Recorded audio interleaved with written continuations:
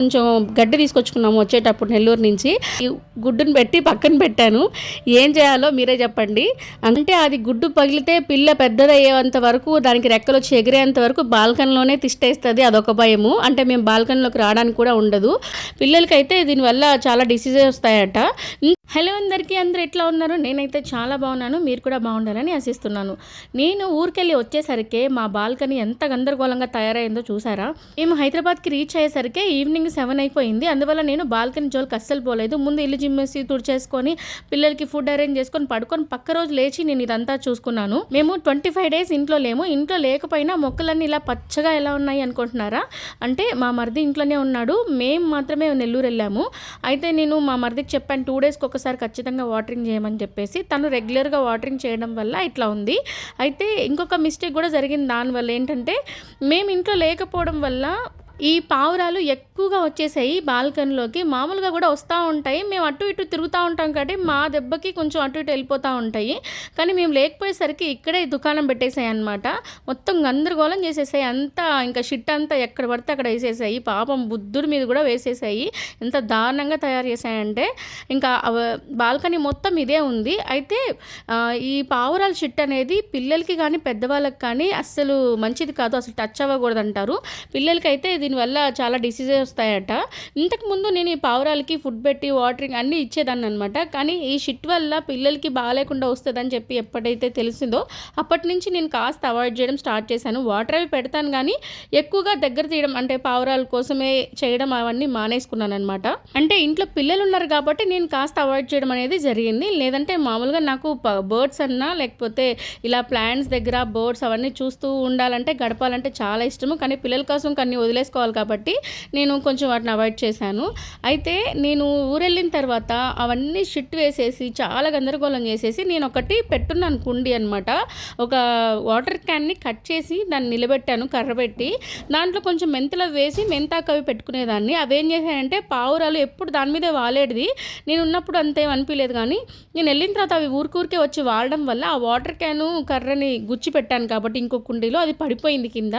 అది పడిపోయి మట్టంతా కింద పోయింది. ఇంకా మా నవీన్ ఏమో ఇంకా వాటరింగ్ చేయడానికి బాల్కనీకి వస్తాడు కదా, ఆ మట్టి అవన్నీ ఎత్తడం, వాళ్ళకి వాటర్ పోయడమే ఎక్కువ పాపం. అలాంటిది ఆఫీసులకి వెళ్ళి వచ్చి ఇంకా అవన్నీ ఎత్తలేక అలాగే వదిలేశాడు. ఇంకా వాటరింగ్ చేసినప్పుడల్లా ఆ ఎర్రమట్టి అంతా ఈ బాల్కనీ అంతా అయిపోయి బాగా ఎర్రగా తయారైపోయినాయి మార్బుల్స్ కూడా. ఇంకా మట్టంతా నేను ఎత్తుకొని క్లీన్ చేసుకునేసరికి నాకు ఎంత టైం పట్టిందో. ఇంకా ఈ ఆకులన్నీ ఎండిపోయినవి ఉంటాయి కదా, అవన్నీ తీసేసుకున్నాను. అయితే ఇవి షిట్టే కాకుండా ఇంకా చాలా చేశాయి. ఏంటంటే నేను ఒక పాట్ని పైన వేలాడి తీసి పెట్టున్నాను. దాంట్లో హ్యాంగింగ్ ప్లాంట్ ఏదైనా వేద్దామని. దాంట్లో కూడా ఒక గుడ్డు పెట్టేసింది. ఆ గుడ్డు మీకు లాస్ట్లో చూపిస్తాను, ఖచ్చితంగా చూడండి. దాన్ని అయితే సేఫ్గానే అరేంజ్ చేశాను. కానీ దాన్ని ఏం చేయాలనేది మీరే నాకు చెప్పాలి. మా మరిది నీళ్లు పోయడం వల్ల ఒక ప్లస్ జరిగింది, ఒక మైనస్ జరిగింది. ప్లస్ అయితే మొక్కలు ఎక్కడికి పోకుండా జాగ్రత్తగా పచ్చగా ఉన్నాయి. మైనస్ వచ్చేసి ఆ ఎర్రమట్టి అంతా తొక్కడం వల్ల మార్బుల్స్ బాగా రెడ్గా అయినాయి. కానీ క్లీన్ చేస్తే వచ్చేసాయిలేండి. క్లీనింగ్ ఏముంది కానీ మనం వచ్చాకైనా ఎలాగైనా క్లీన్ చేసుకోవచ్చు. ఎంత కష్టమైనా పర్లేదు, క్లీన్ చేసుకుంటాము. కానీ మొక్కలన్నీ ఇలా పచ్చగానే ఉండడం అంటే కారణం ఆ మరిది అనమాట. థ్యాంక్స్ చెప్పుకోవచ్చు. నేను 25 డేస్ ఇంట్లో ఉండము అన్నం కానీ ఫస్ట్ నేను ఫీల్ అయ్యేది ఈ మొక్కల గురించి అనమాట. అయ్యో మొక్కలు పోతాయి ఎట్లా అనేసి. బాల్కనీ కొంచెం బయటకన్నా ఉంటే వాచ్మెన్కు ఎవరొకరికి చెప్పి పోయామని చెప్పొచ్చు. మనకి ఇంట్లో లోపలికి వచ్చిన తర్వాత కదా ఉంటుంది. మాకు ఈ చిన్న బాల్కనీస్ అంతా అపార్ట్మెంట్లు అంతా ఇట్లాగే ఉంటాయి కదా, లోపలికి వచ్చినాక ఉంటాయి బాల్కనీస్. కాబట్టి వాటరింగ్ బయట నుంచి ఎవరైనా వచ్చి చేయాలంటే కుదరదు. ఇంకా దానికోసం నేను ఇంకా నవీన్ ఎట్లో లక్కీగా మాతో పాటు రాకుండా ఇక్కడే ఉన్నాడు కాబట్టి తను వాటరింగ్ చేశాడు. లాస్ట్ టైం నేను ఊరికి వెళ్ళినప్పుడు మాత్రం చాలా మొక్కలు, అంటే ఒక 10 డేస్ ఉన్నాం మేము అప్పుడు, దసరా హాలిడేస్ అప్పుడు మాత్రం చాలా మొక్కలు పోయినాయి. చాలా బాధపడ్డాను. కానీ ఈసారి మాత్రం నవీన్ని అప్డేట్ చేస్తూనే ఉన్నాను, వాటర్ పోసావా అనేసి. ఇక్కడ చూడండి, నేను నార్మల్గా వాష్ చేశాను. అంటే ఏ పీస్ కానీ స్క్రబ్బర్ కానీ సోప్ కానీ ఏం పెట్టలేదు. అది వేసిన షిట్ దగ్గర ట్యాప్ పెట్టేసి దాన్ని క్లీన్ చేశాను అనమాట, జస్ట్ హ్యాండ్ తోటి. అక్కడి వరకు పెయింట్ వెళ్ళిపోయింది అనమాట. ఎంత పవర్ఫుల్ ఉందో ఆ షిట్ ఒకసారి చూడండి. నా దగ్గర లక్కీ బ్యాంబూ ఒకటి ఉంటే వాటర్లో దాన్ని తీసి నేను సాయిల్లో వేశాను. సాయిల్లో వేసాక మంచి గ్రోత్ వచ్చింది. చాలా మందికి తెలియదు, వాటర్లోనే ఎక్కువ పెంచుతారు, అది సాయిల్లో కూడా పెరుగుతుంది. అందుకని నేను సాయిల్లో వేశాను. చాలా మంచి గ్రోత్ ఉంది సాయిల్లో వేశాక. నెక్స్ట్ ఈ ప్లాంట్ వచ్చేసి నేను మా మావయ్య దగ్గర నుంచి తెచ్చుకున్నాను. చిన్న ప్లాంట్ అనమాట. అంటే ఒక్క ఒకటో రెండో లీవ్స్ ఉన్నాయన్నమాట. అది తెచ్చుకున్నాను. దాన్ని నేను ఒక పాట్లో వేసి ఇలాగా ఇంత పెద్దదయ్యేలా చేసుకున్నాను చాలా జాగ్రత్తగా.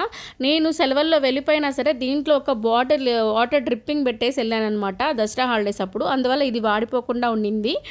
అన్నిటికీ పెట్టలేను, ఏదైనా నాకు ఇంపార్టెంట్ అనిపించింది ఇంకా అది కావాలి అనుకున్నప్పుడు ఖచ్చితంగా దాంట్లో ఒక వాటర్ డ్రిప్ అంటే బాటిల్కి హోల్ చేసి దాన్ని తిరగబెట్టేసి వెళ్ళిపోతాను అనమాట. అంటే తొందరగా వచ్చేసేటట్లయితే అలా చేస్తాను. ఇంకా ఆ మట్టంతా ఆ పాట్లోకి ఎత్తేసి ఇంకా బాల్కనీ అంతా చిమ్మేసి బాగా కడిగేశాను. మార్బుల్స్ కూడా చాలా కలర్ చేంజ్ అయిపోయినాయి. ఇన్ని రోజుల నుంచి మనం కడగకుండా ఇంట్లో ఎవరు లేకుండా ఉన్నాం కదా, కానీ నీట్గా మార్బుల్స్ కూడా వైట్గా వచ్చే వరకు కడిగేశాను.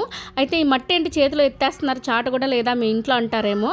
అదేం కాదండి, నేను ఈ ప్లాంట్స్కి సంబంధించిన మట్టిలో కింద పడి దొల్లాడమన్నా దొల్లాడేస్తాను, అంత పిచ్చి అనమాట. ఇంకా ఇష్టము నాకు అట్లాగా మట్టిలో చేయబెట్టి నేనే కుండీల్లోకి మట్టిలో ఆవు పేడ ఎరువులు అవి కలిపి ఇట్లా సీడ్స్ వేసుకొని మొక్కలు పెంచుకోవడం అనేది నాకు చాలా ఇష్టం. చెప్పాను కదా, దొల్లాడమన్నా దొల్లాడేస్తాను, అంత ఇష్టం అనమాట. ఇంకా అంతా అయిపోయింది, కడిగేసిన తర్వాత చక్కగా మొక్కలన్నిటికీ ఇంకా నేను వాటరింగ్ చేశాను.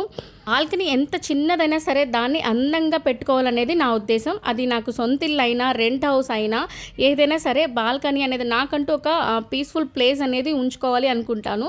అందుకని నేను బాల్కనీని ఖచ్చితంగా ఎక్కడికి వచ్చినా సరే, ఎన్ని హౌసెస్ చేంజ్ అయినా సరే బాల్కనీని మంచిగా అరేంజ్ చేసుకుంటాను. అంటే కాసేపు మా వారి మీద అలిగినప్పుడు, వర్క్ ఎక్కువైపోయి ప్రశాంతంగా ఉండాలి, ఒక 10 నిమిషాలు ఒక అరగంట అనిపించినప్పుడు ఇలా బాల్కనీలోకి వచ్చేసి కూర్చుంటాను అనమాట. ఎవరికి తెలియకుండా ప్రశాంతంగా ఉంటుంది నాకు. ఇదంతా క్లీన్ చేసి వాటరింగ్ చేసేసరికి నాకు 1.5 hours పట్టిందండి టైము. అయినా కూడా నాకు ఏం అనిపించలేదు, పని చేసినట్లు కూడా అనిపించలేదు. ఎందుకంటే ఇష్టమైన పని కాబట్టి మనకి పెద్ద కష్టం అనిపించదు. ఈ బుద్ధుడిని నేను మియాపూర్ రోడ్ లైన్ స్ట్రీట్ షాపింగ్లో కొన్నానండి. చాలా తక్కువ కాస్ట్కే వచ్చేసింది. బాల్కనీలో ఇలాంటివి ఉంటే చాలా ప్లెజెంట్గా అనిపిస్తుంది. ఇవే కాకుండా అక్కడ పీస్ఫుల్గా ఉండే స్టాచ్యూస్ బోల్డ్ అని ఉన్నాయండి. నేను ఒక షార్ట్ కూడా అప్లోడ్ చేస్తున్నాను మన ఛానల్లో Miyapur road line street shopping గురించి. ఖచ్చితంగా చూడండి, మీకు ఒక ఐడియా వస్తుంది. ఇంకా గుడ్డు పెట్టిందని చెప్పాను కదా, ఓవరాల్ గుడ్డు ఇదే ఫస్ట్ టైం నేను చూడడము. ఇదేంటంటే క్రీపర్ వేద్దామని చెప్పేసి ఆ పైన తగిలిచ్చేస్తున్నాను నేను ఆ ఏసీ అవుట్డోర్ యూనిట్ దగ్గర. అది ఇలా ఎండి వర్షానికి తడిచి ఇట్లా అయిపోయింది. ఇది కొత్తగా ఉన్నప్పుడు బిర్యానీ బకెట్ దాంట్లో మట్టేసి ఇలా తగిలిచ్చాను, ఇది ఇలా అయిపోయింది. దాంట్లో వేయలేదు నేను క్రీపరు. అయితే ఇదిగో ఇట్లా కట్టి పైన పెట్టాను. ఇంకా దాంట్లో ఎగ్ పెట్టింది, దాన్ని ఏం చేయాలో అర్థం కాలేదు. నా దగ్గర మామిడికాయలు మాగేసుకోవడానికి కొంచెం గడ్డి తీసుకొచ్చుకున్నాము వచ్చేటప్పుడు నెల్లూరు నుంచి. ఆ గడ్డిలో ఈ గుడ్డును పెట్టి పక్కన పెట్టాను. ఏం చేయాలో మీరే చెప్పండి. ఇంకా బయట పెట్టేద్దామా అంటే వచ్చి ఎత్తుక్కుంటుందేమో అని భయము. ఇక్కడే ఉంచుదామా అంటే అది గుడ్డు పగిలితే పిల్ల పెద్దదయ్యేంత వరకు, దానికి రెక్కలు వచ్చి ఎగిరేంత వరకు బాల్కనీలోనే తిష్టేస్తుంది, అదొక భయము. అంటే మేము బాల్కనీలోకి రావడానికి కూడా ఉండదు. మీలో ఎవరికైనా ఇలాంటి సంఘటన ఎదురై ఉంటే ఖచ్చితంగా కామెంట్ చేయండి ఏం చేశారనేది. నేను కూడా అలా చేయడానికి ట్రై చేస్తాను. నా వీడియోస్ మీకు నచ్చుతున్నట్లయితే ఖచ్చితంగా లైక్ చేయడం మాత్రం మర్చిపోవద్దు. మీ లైక్స్ నాకు చాలా చాలా ఇంపార్టెంట్. అలాగే అదే చేత్తో సబ్స్క్రైబ్ కూడా చేసేయండి.